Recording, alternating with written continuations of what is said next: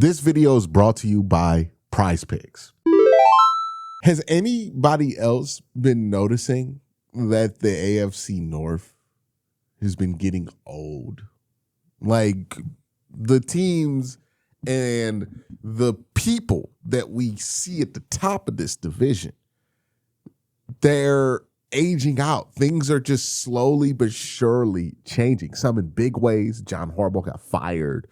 Mike Tomlin is no longer the head coach in Pittsburgh. Some in small ways, like what's been going on with Joe Burrow in Cincinnati. And to a larger extent, I think, what's been going on with Lamar Jackson in Baltimore. But the AFC North, it's not what it used to be.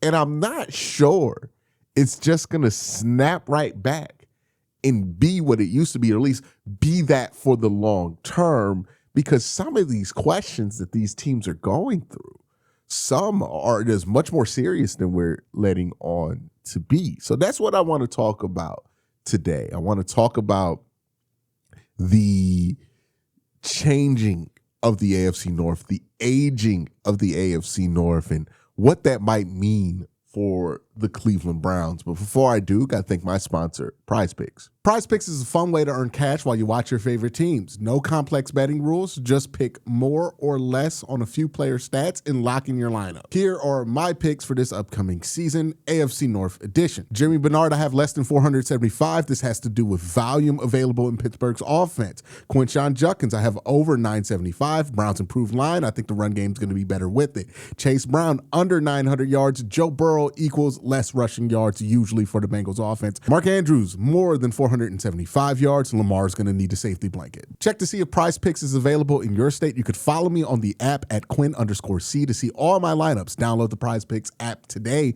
Play $5 and get $50 in lineup to download the app using the link in the description. When we look around the AFC North for the last few years, it's been dominated by the excellence of Lamar Jackson or the brilliance of Joe Burrow.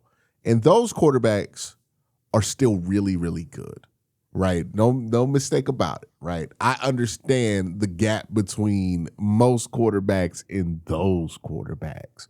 But I do wonder if we've already kind of experienced the peak of those quarterbacks so far in the AFC North. Let's kind of zoom in on Lamar Jackson, who I think it's the oldest of all the quarterbacks that we know are going to start. Obviously, if Aaron Rodgers starts this year, he will be the oldest quarterback. But, like if Shador starts for the Browns, if Drew Aller starts for Pittsburgh, then all of a sudden Lamar Jackson's the oldest quarterback, starting quarterback in the AFC North. And you got to also think about Lamar Jackson is older than his actual age at this point. Lamar Jackson has almost 3,000 dropbacks in his career. And on top of that, over 1,000 rushing attempts in his career, which is to say that for a 29-year-old quarterback, there's a lot of wear and tear there. Like if you look at Cam Newton, right, who was really good at his peak, an MVP at his peak when he was like 25. By the time he was into his 30s, he was pretty much a different quarterback. Like his last effective season was a year where he had 24 touchdowns, 13 interceptions in 2018. And that was his 8th year in his career. What's interesting when you look at Lamar Jackson is that this is also Lamar Jackson's 9th season, right? And if we look at the numbers for Lamar going into 2020, out of 2025 into 2026, there has been a dip in some noteworthy categories for Lamar Jackson. And I know that when I talk to Raven fans about this, they say, hey, look, he was injured. He was dealing with a back injury, an ankle injury, a knee injury. But that's kind of my point, right? As players get older, they're just going to deal with more and more injuries, right? Like it doesn't really change, especially when you have the wear and tear over your career that Lamar Jackson has had.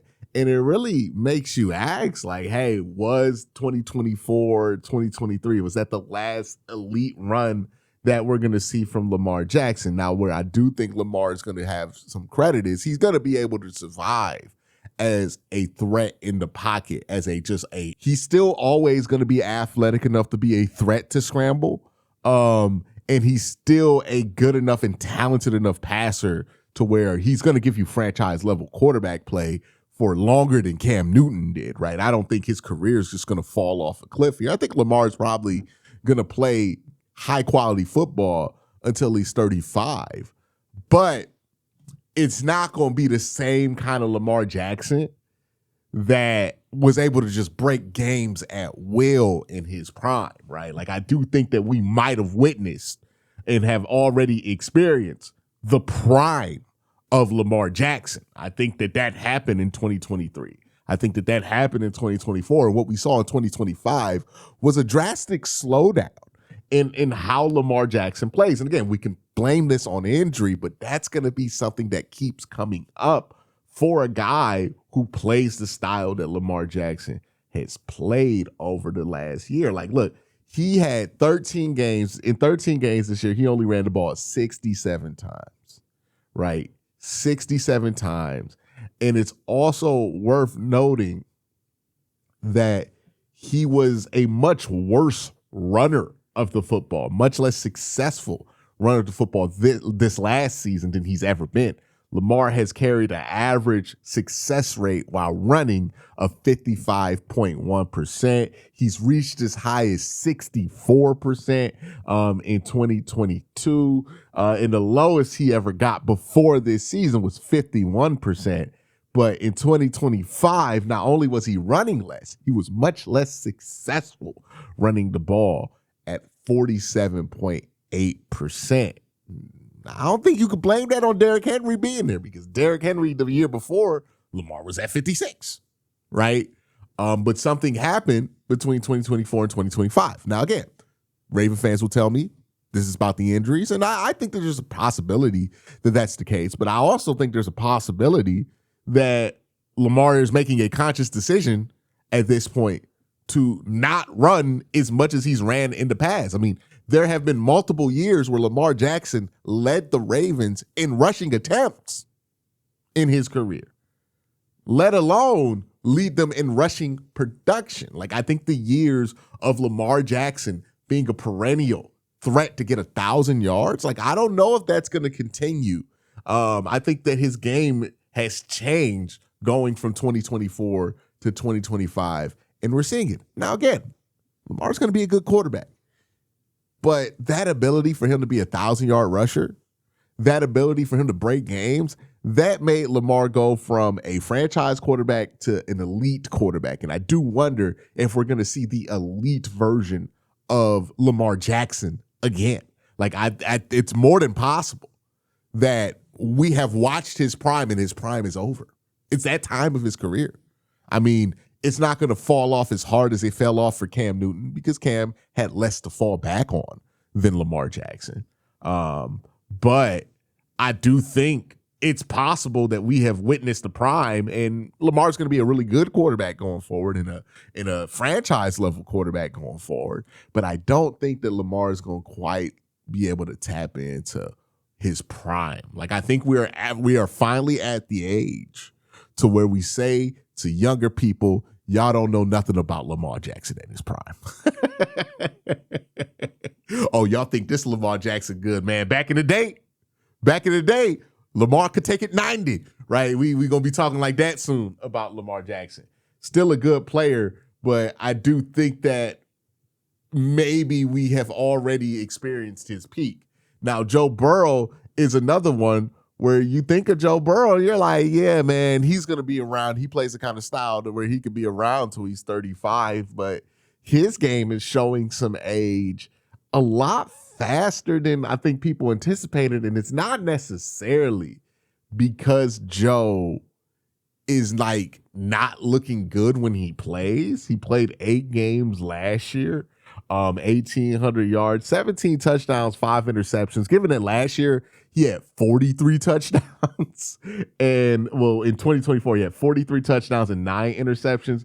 It's a little bit more heavy in the interception percentage. He did also have a drop in success rate, but overall, these numbers are fine for Joe Burrow.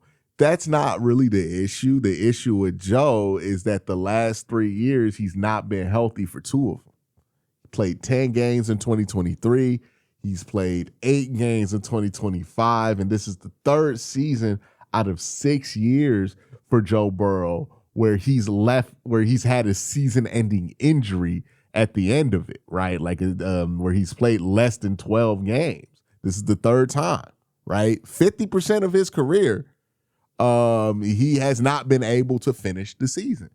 And maybe this is becoming more of a frequent problem for Joe Burrow than Bengal fans want to admit. Again, when Joe plays, like, I don't think that's going to be a problem, but the frequency of these injuries and the amount of his career that has been lost to these injuries, I think, is starting to become a little bit concerning if you're Joe Burrow. On paper, Joe Burrow is the kind of guy who can have a very long career and be elite late into his career, right? Like Aaron Rodgers won an MVP at 35. I don't think that's crazy for Joe Burrow, but it just seems like more than anything, it feels like the Bengals are failing Joe Burrow. Right. And that if Joe Burrow does have that peak, it might be with another team. Right. So maybe Joe isn't aging as much as the Bengals, as much as he's outgrowing the Bengals right now. Like there has to be frustration on how the Bengals have handled the defense over the last couple of years. Joe Burrow has put together some amazing seasons, and they didn't even make the playoffs, right? The season we're talking about from 2024, I mean, he had almost 5,000 passing yards, 43 touchdowns, 9 interceptions, and they went 9-8 and missed the playoffs. You know, the lack of protection that he gets as a quarterback. All of this stuff has just been adding up with Joe Burrow. And look, the Bengals have done some things about some of the stuff, right? The offensive line, I think the Bengals have really addressed over the last couple of years. But the fact is that Joe Burrow's a competitor, and he's not been playing competitive football for 3 years. He's been playing 500 football for 3 years. And that's going to get under his skin, right? And then if this whole trend with his health keeps continuing, where maybe every other year Joe Burrow is able to play the bulk of the games, but, you know, every other year he's not, maybe the Bengals get frustrated with his availability, and there becomes a natural split between those two when it's time to re-up and get him some more money, and they make a move there. Either way, I don't know if we've seen the peak of Joe Burrow. Joe Burrow's a really good player. I really believe in Joe Burrow as a football player. I do wonder if we've seen the peak of Joe Burrow with the Bengals, though. Like, is that Super Bowl run that they had in 2022 the best it's going to get for Cincinnati? I tend to think so. I think a lot of people in Cleveland would think so. I'm interested to know what people in Cincinnati would think. But that's really the question with Joe.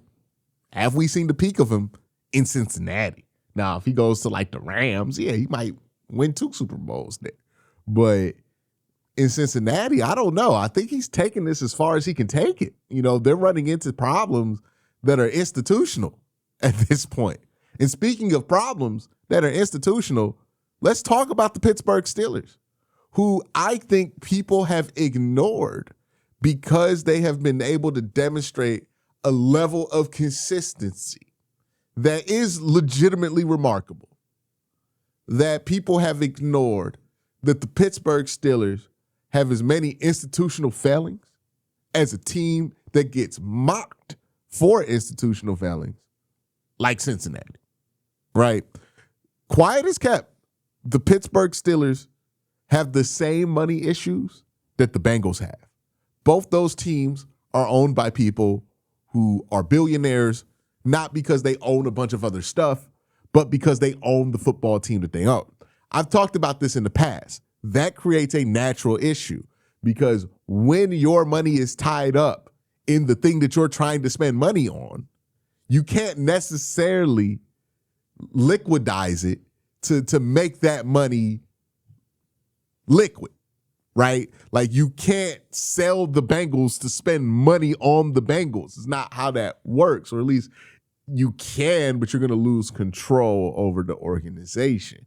So if you're Mike Brown, if you are the Rooney family, that kind of puts you in a spot where you have to look at this as a business more than an opportunity to win football games. And if we really are being honest about the two teams in the division that have made business decisions and not really decisions that are best for their roster, it's been Pittsburgh and it's been Cincinnati. Now, Cincinnati's been so loud with their cheapness that it's kind of let people ignore the fact that the Pittsburgh Steelers, they've been right there with Cincinnati. Not willing to spend a ton of money, not willing to make a big flashy move. They get rid of Mike Tomlin or Mike Tomlin gets rid of them, whatever version of that happens. They replace them with another safe move there. Like everything the Pittsburgh Steelers have done has been with this obsession about maintaining a status quo that the fan base isn't even happy with. Like, really think about that. Steeler fans, if you talk to your average Steeler fan, they're not happy about the status quo of the Pittsburgh Steelers. As much as you as a Browns fan might say, well, I would kill to be 500 every year, which is a lie. We would not. We would be angry and frustrated if the Browns were doing the same thing the Steelers are doing. But, it's easy to tell yourself that lie when the Browns aren't good. So I get it. But nonetheless, we see the Steelers and we see their fans and they're frustrated with what the status quo is. But the Steelers are just clinging on to that status quo. Like, they feel like they're getting old because they're just getting left behind. Like, the league has just moved in one direction, and the Steelers have aggressively tried to hang on to 2015 for the last 12 years. Has it been 12? No. 11 years, it feels like. Everything they do is about just hanging on to that status quo and not being under 500. But you got to ask yourself the question, would they have been better off if they would have had a couple of shitty seasons here and there? Got some better draft picks, made some more aggressive swings for some players that can change some things, maybe a more aggressive swing at quarterback? Would the Steelers not be in a better spot? Like, is hanging on to this status quo, the fear of things getting worse, holding them back as much as anything else?